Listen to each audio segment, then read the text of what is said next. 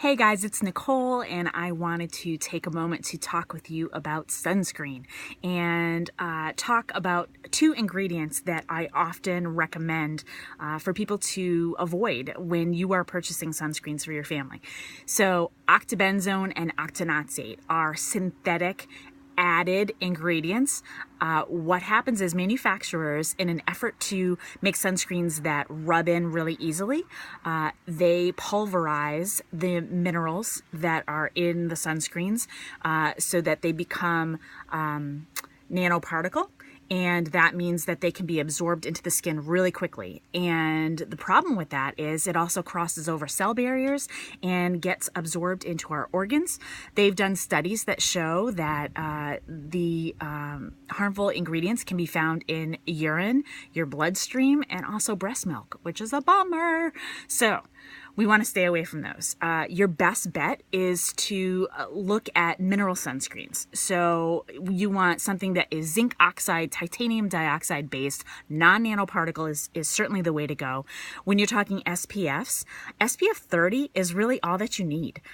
Sometimes you'll find sunscreens that are touting SPF 50 or 75 or 100. And truly, if you research that, 30 is really what you need for coverage, especially if you are applying 15 minutes before you go out into the sun.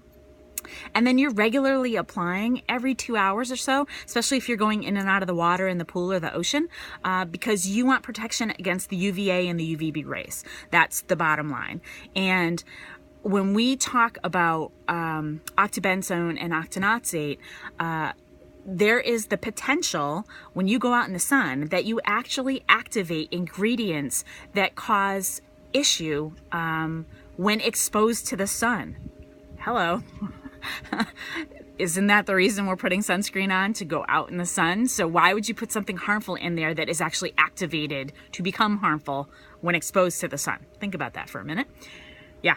And the other thing to think about is oxybenzone is actually considered to be a hormone disruptor, which can either act like hormone mimicking or blocking or altering hormones. So that is something that we want to be aware of with our kiddos.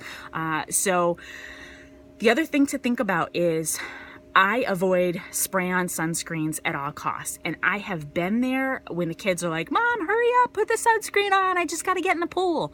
And they don't want to wait and get rubbed down with sunscreen and have it rubbed in. But the problem when you're doing aerosol cans for sunscreen is, especially if it contains harmful ingredients, you're not only putting that on your skin, but then everybody who is in that vicinity is inhaling those non-nanoparticle components, those harmful ingredients, into your lungs.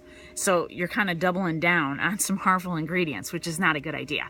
So I want to talk about our Pure Haven sunscreen, which is formulated non-nanoparticle, SPF 30. It is zinc oxide, titanium dioxide, super effective.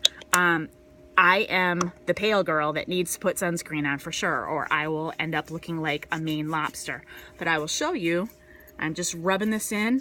I didn't put a whole ton on there, but you can see that it really rubs in quickly. And that is super exciting for me because I hate walking around the beach looking like Casper the Ghost. I don't know about the rest of you. I'm pale enough to begin with. So I certainly don't want to embarrass my kids at the pool, and I don't want to be walking around, looking like I am a ghost. So you can see how easily that rubbed in. Again, you want to reapply like you would with regular sunscreen every 2 hours or so. So when you are thinking about making purchases for your family, I implore you to read labels, look up the best brands of sunscreen.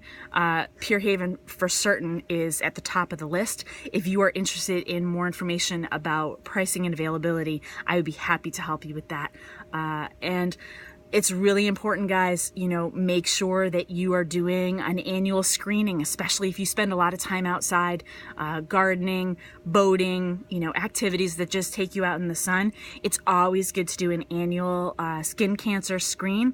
I did my first one this past spring, and I was really happy that I did because I've inherited my family's genetic beauty marks or moles that you get, and I want to make sure that they are all healthy and that I have no issues with the potential for skin cancer.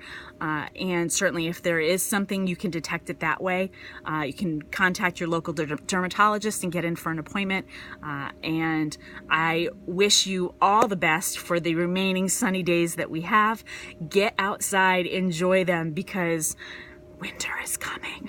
For all your Game of Thrones fans, that's a little reference there. So take care, have a great day, and reach out to me if you are in need of replenishing your sunscreen, because we will still need it moving into September and October.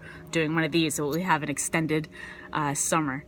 So take care, and thanks again for watching.